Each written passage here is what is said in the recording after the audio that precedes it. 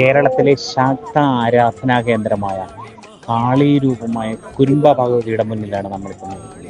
64 കാളി ക്ഷേത്രങ്ങളുടെ മാതൃക്ഷേത്രമായി അറിയപ്പെടുന്ന കേരളത്തിലെ ആദ്യത്തെ ഭദ്രകാളി ക്ഷേത്രമാണ് കൊടുങ്ങല്ലൂരുള്ള ശ്രീ കുരുംബ ഭഗവതി ക്ഷേത്രം.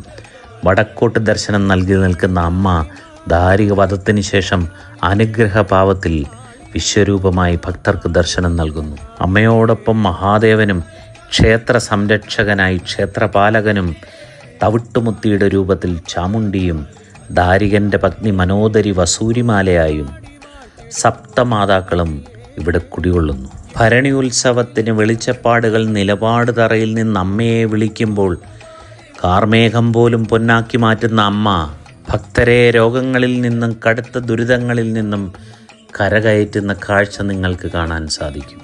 കൊടുങ്ങല്ലൂർ അമ്മയാണ് ഭക്തൻ്റെ കരുത്തും ദുഷ്ടൻ്റെ ഭയവും.